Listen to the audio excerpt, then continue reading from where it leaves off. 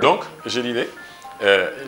élection législative on est arrivé, en natani hen sababude ko namdi non pour parende dum ko en paranam dum. Mais elen gandi wonde prochaine élection nationale en ara ko élection présidentielle. Donc immédiatement on a dit il faut mbaden structurer parti maintenant. Parce que wa wi ada yaha élection nationale wi wonde ko mouvement yen jogida wala ko enda wi etc. Wala mouvement en wi yessal Keur Massar. Donc wade gondo Fouto warantama, gondo Guédiawaye pourquoi il va voter pour toi si c'est pour yessal Keur Massar. Non. Donc on a transformé ça en Yessal en marche. Yessal en marche non firtiko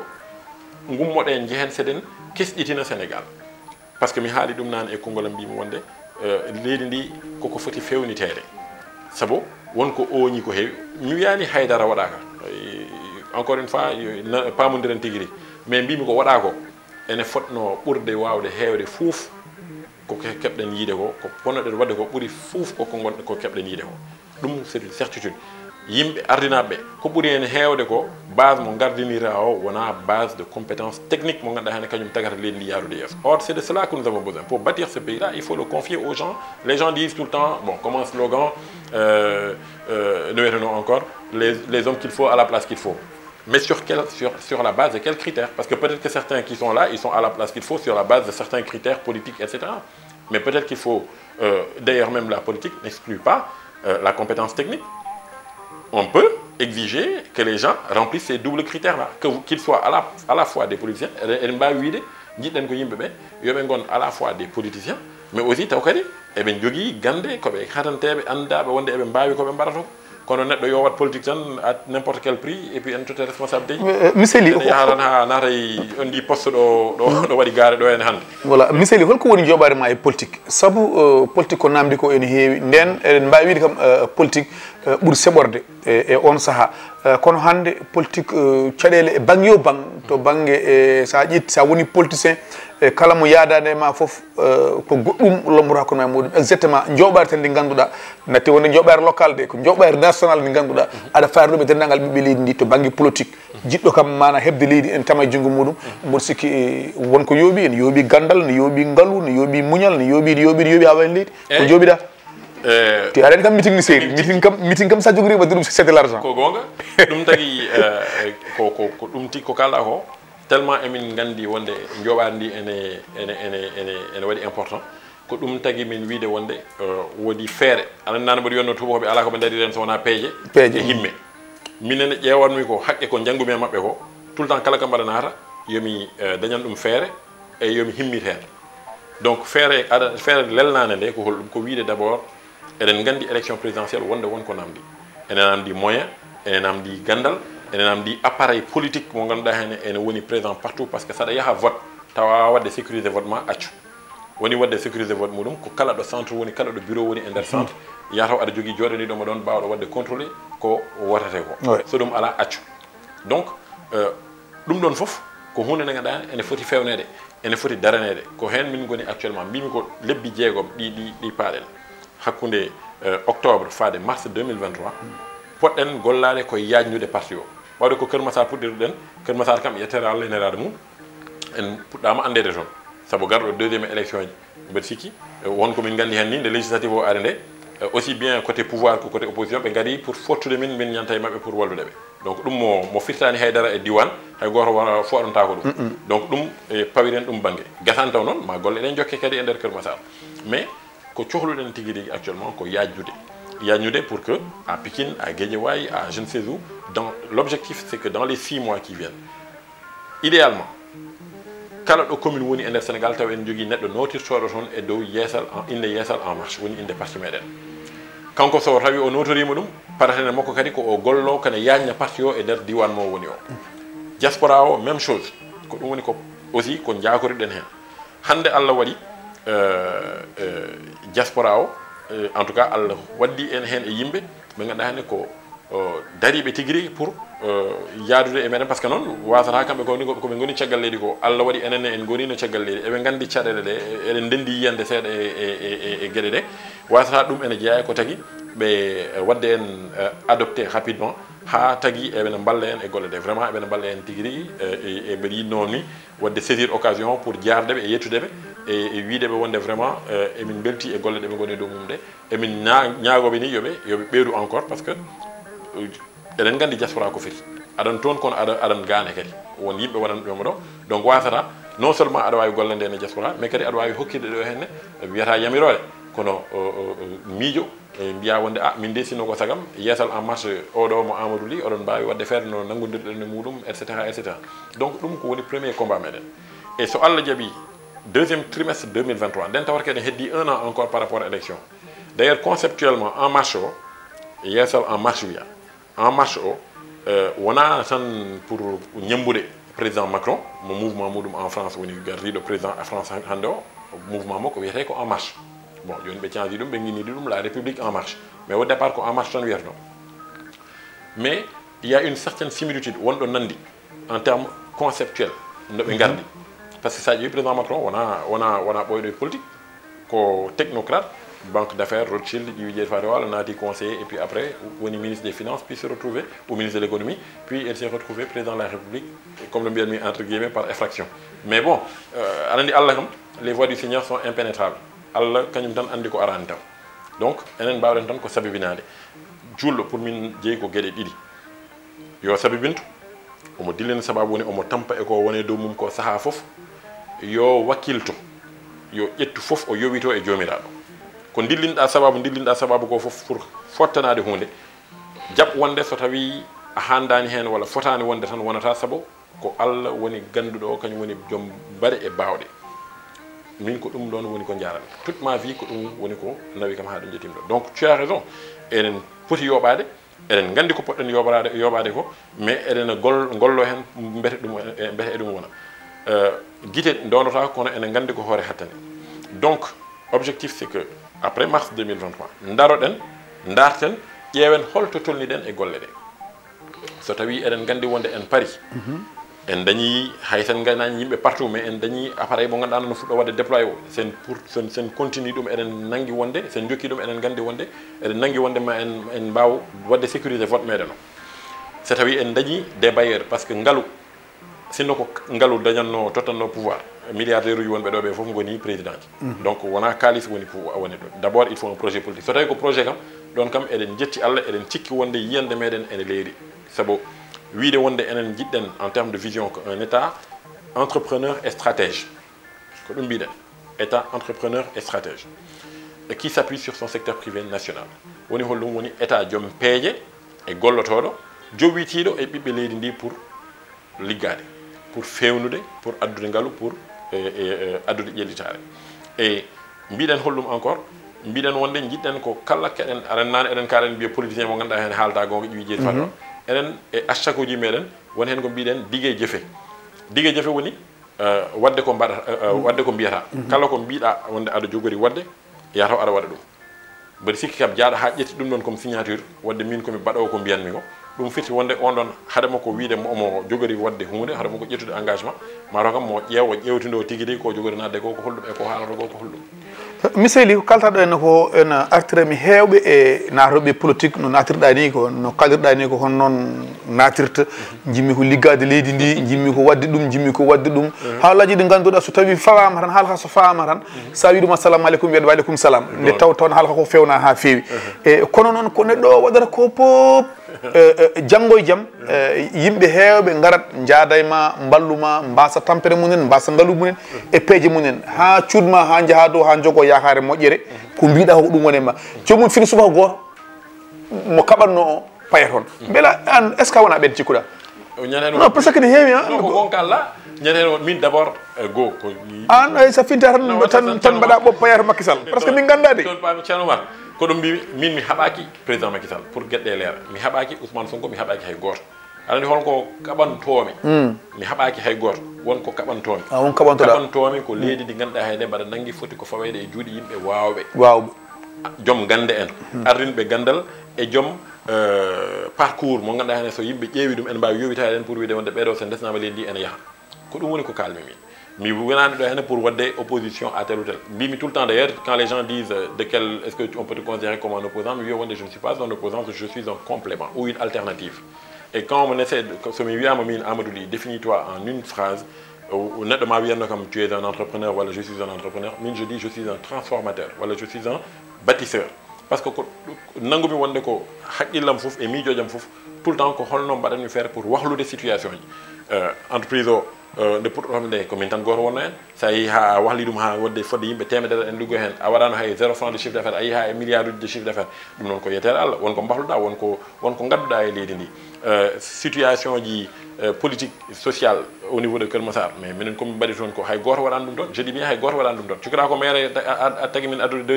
deuxième comme ça non ala wona maire kam wona maire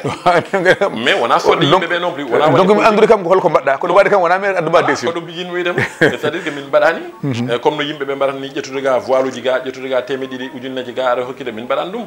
aɗa andi holko min mbaɗi holko mbaɗɗon min Keur Massar par exemple mi fewni toon 2 salles de classe école mo ganduɗa henne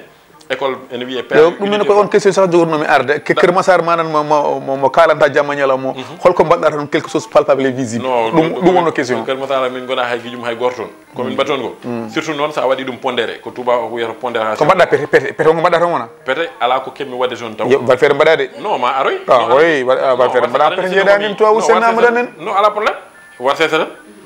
hunde fof ko jiiɗa anan waɗa Keur Massar aɗo pere taw ko pere jibinɗa toon mawnuɗa ala ha gayna ala mi jibina ko pete ko Dakar jibina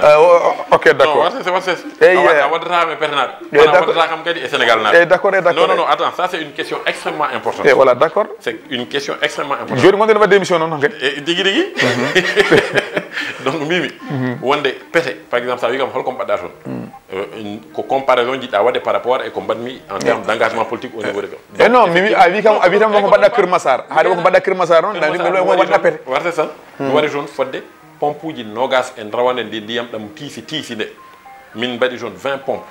3 kilomètres 20 motopompe enfin 15 électropompes et 5 motopompes électropompe woni pompe jaarowo courant motopompe woni jaarowo gasoil ensuite min mbaddi hen 3 kilomètres de tuyauterie min totti yimɓe ɓe min mballi ɗumen litre uji gasoil ko hay goto anda no min foti min coodi hen rawane pour wallude hikka woodi nodduɓe min enen mbiyami wonde a wallani mi ala ononne pompe mo tottumi on rawande o kam mato kay en ñamani ɗum en jaran omon ɗo ha joni non mais c'est la vérité no hikkam gasoil ponno namdade kono kam wona moto pompe namdiɓe gasoil ɓe hakke komin mbawno min mbaɗi a faami parce que il faut comprendre aussi que hunde de plus ene yaaja plus yimɓe ɓe ene mbaɗma sollicité oui surtout c'est normal au départ ko 2-3 personnes gandi wonde wonko mbawɗa wallude ɗumen gara mbaɗa ɗum ɗon fuɗɗo feñde yimɓe woɗɓe gara joni nani woodi la jeunesse chrétienne de Keur Massar joni ɓe gummi ɗo hen e fodde 6-5 jeunes qui sont venus pour nous exposer comment et min bon aussi bien julɓe ɓe que chrétien ji mi wallat ɗumen donc e pete noon momi ar hen ko pour holludem parce que d' abord il faut koye politique gonɗen par ce que so tawi ko pete tan woni banggue nenam woni banggue babam darde mabɓe tiiɗi ɗon de babam wurata nde ene jeeya e yimɓe foof ene mantiri babam katantagal muɗum e darde muɗum e nder wuro ngo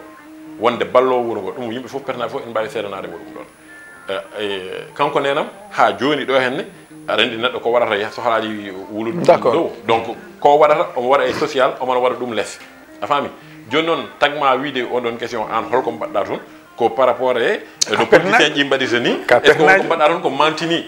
joni noon mbiyami ɗum ɗon arani tan ha daña koɓe dañi ko joni mi jaɓanima ha daña koɓe dañi ɗo ha dana monsieur le président walla monsieur le ministre non pas le ministre so Allah jaaɓi inchallah yoɓe nanggu wonde ɓoyata juutata ma wot so Allah jaaɓi ɗomin garire mabɓe kono kadi il faut pamon wonde ko jeeyami pete ko foof ko Fouta foof ndendi en hande so tawi ko Keur Massar woni base meɗen première so kala ko mbawmi wadde pete neɗɗo ne wawi jeeyde cikkite gajoɓe Mbumba Galoya Podor Ndendori et cetera soto junggo muɗum wiya wonde président holko mbaɗanta min donc neɗɗo saɗa waɗa wat ko mbawɗa ɗum ɓuuri parce que sinon ɗum addantama ko kalanoɗen nane ko wonde neɗɗo mo haalta gongo wat cetera ɗum tagui min tout le temps ballu fa kees leydi mbaɗami rena kongolam tout le temps à chaque fois mbaɗimi rena kongolam par ce que ko ɗum cohluɗen neɗɗo a sohlani wiidemi anandi ko holɗum hande Fouta hande sen ƴettiɗo henne tamen won koye gaz e watta sat hande sen ƴettiɗo henne Fouta min won ko initiative mo gonmi ƴettude actuellement à Keur Massar parce que en tant qu'entrepreneur ko ɗum woni ko gonɗinmi ko aɗana haalanani mbiɗa wonde on kon e des politiciens ɗi ganduɗa henne au départ tout le temps ko kalata ɗo ko ɗum kalatno aɗani ko seeni min ko ɓuuri hen heewde wona no waɓe no am ni garanno wona yimɓe ɓe ganduɗa ko darnunoɓe galleji entrepreneur uji dariɓe mantiniɓe ngari dari ene kaala walla bom wanoɓe ɗon ɓe ko ɓuuri hen hewde no gariri ni fewani ha tellement que ils ont été écrasés très rapidement et donc minen noon ɓawde min gariri no min garini Allah udditaniri min no udditaniri min ni min gari deuxième directement eh bien on a envie de montrer que donc emin gandi holno politique waɗirte mais emin jogui yiyande nde ganduɗa hen ene serti e yiyande yimɓe wonɓe ɗo hen jooɗiɓe ɗo henne ɓe min mbiyani wonde kañum ɓuuri aɗa nandi kam Idriss Seck walla Pape Diop en Souleymane Ndéné Ndiaye aɗa nandi kam maɓɓe seeɗa aɗa nandi kam maɓɓe seeɗa quoi kala o ha ɓooya tan wiya tan fartu yallah suura men a nandane ɓen ɓajje waji ɓe ni hen tan yaha ɗumen ko woni yeeso darani gueɗe warta so min haala ɗon gueɗel gotel ñande hen wonde par ce que ɗum foof ko e rende konngol am ñande hen wodi mbiɗomi noon mbiyami ittata hande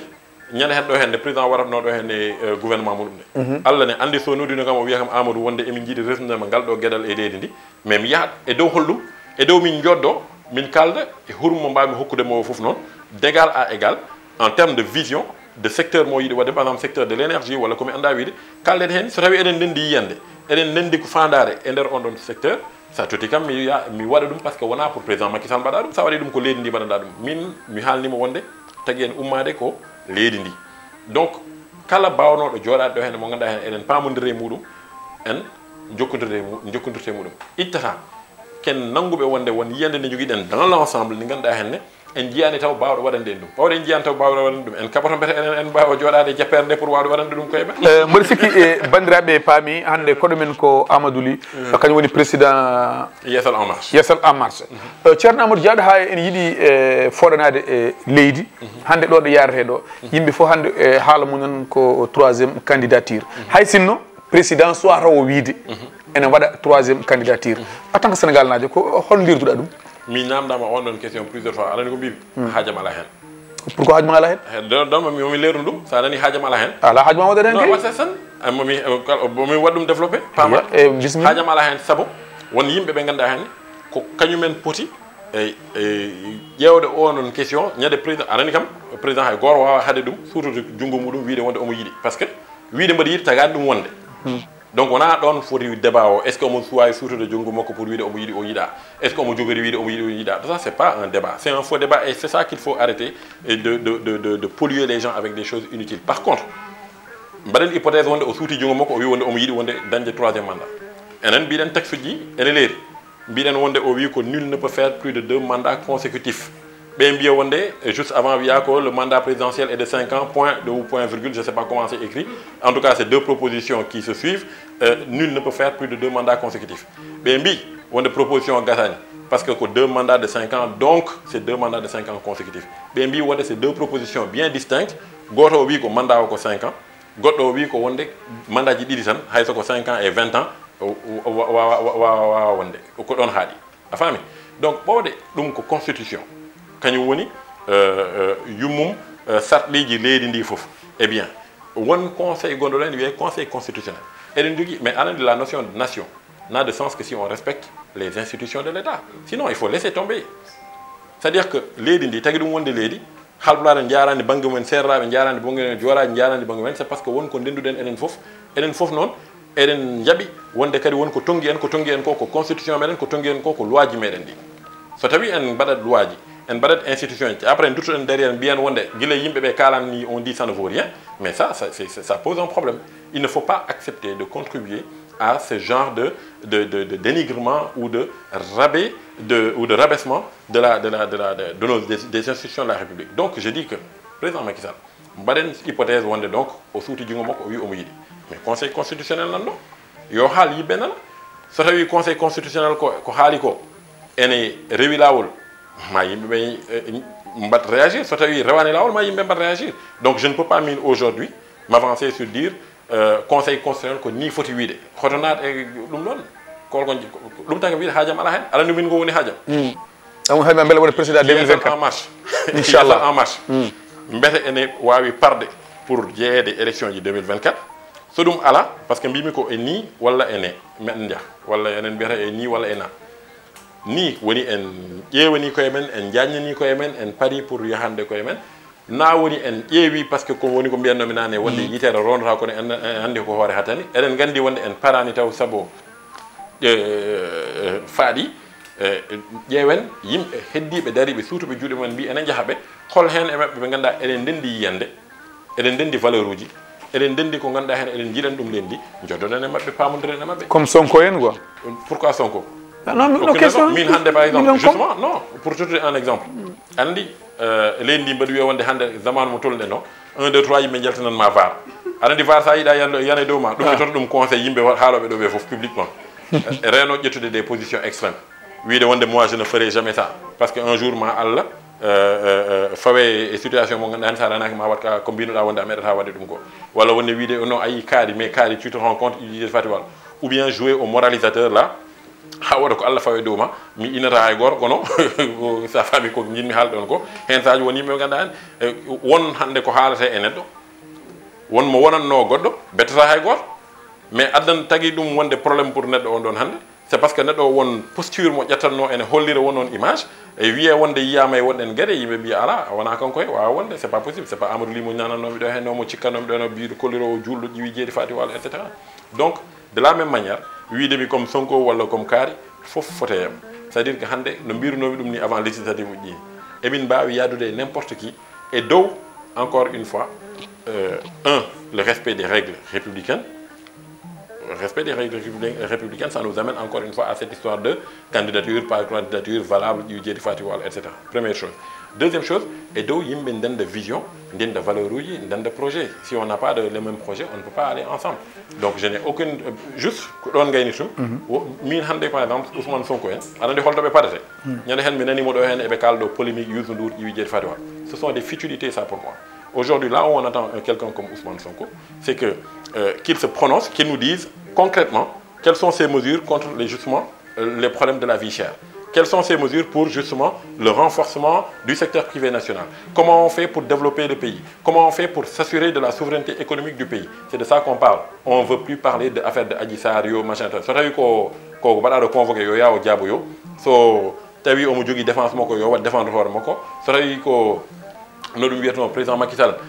ene foti wadde présente troisième candidature ou pas machin yo conseil constitutionnel so yaltini yo conseil constitutionnel haal ko foti haalde hen mais yimɓe ɓe yoɓe gaccu ce genre de débat stérile et puéril c'est qui sont improductifs pour le pays. Ça n'amènera, c'est de la politique politicienne qui ne mènera le pays nulle part. Ce qui va faire avancer le pays, c'est de dire aux gens quel est le véritable projet que nous avons pour ce pays-là. Comment est-ce qu'on fait véritablement pour créer de la croissance, mais pas juste de la croissance pour dire que l'autre jour, je les ai vus ici, s'égosiller là pour dire que oui, le Sénégal est classé premier en termes de rythme de croissance. Mais bon sang, ça n'a aucune valeur, ça. Aucune valeur. Ce qui a de la valeur, c'est de savoir la croissance économique du Sénégal. Enfin, juste pour gagner le non, parce que c'est extrêmement important. C'est-à-dire que c'est un cas, lady, c'est 6,5 ou 10% de croissance projetée pour le pays. Concrètement, quels sont les secteurs qui portent cela? Ces secteurs sont-ils détenus par des nationaux ou pas? Quelle est la contribution réelle qui reste dans le pays? C'est de ça qu'on parle, c'est avec ça qu'on crée de la valeur. Sinon, tout le reste là, holko Amadou Ly siftorta nde watti hakkille ha femde ñalawma hande ko ganduɗa ɗum ɗo ko souvenir manam ganduɗa so siftori ɗum omo welto walla holko ganduɗa ko kewno ko ganduɗa ɗum ɗo Amadou Ly wuurini ɗum so siftori ɗum ene dérange ɗum dan en kaali ɗo hen parcours nde jeeyatmi tewo e maynes o ƴiwi jeeti ceggal wallu période on ɗon vraiment ko période mo ganduɗa e guuram mam nde gonmi suhande so haalal mbaɗa siftora anan cukalel c'est quelque chose de particulier et les enfants sont violents parfois c'est-à-dire que a yaltat aɗa woni gorko aɗa yeeya e ton e maynes bedda guiɗama mbirtoma e ka gorkati debbate gorkal ou debbate je sais plus comment on dit ça là pour ene toñma parce que ko rewɓe kewi waɗde ɗum quoi an aɗa jooɗi e bedda aɗa waɗa ɗum donc comme je dis heureusement que Allah ne walluno kam mbaɗa ɗeɓno wonde jambar e jangde nde donc yeware nde kam yawi haaɗi koye bedde he sen naati classe tan ordre arta quoi kono sinno wonno wano tan sa renaki mbaɗa wano rewde ɗon mi acca jangnam parce que a nattat hay yidde nadde e classé sa renaki. C'est extrêmement important ce que je dis là. Parce que Tchoukalel, on ne se rend pas compte en fait de la sensibilité des enfants. À 12 ans, Tchoukalel encore, 12 ans, 13 ans, Tchoukalel encore. Enfin, donc, je me rappelle que Nengon Mihende, sincèrement, Velanoka.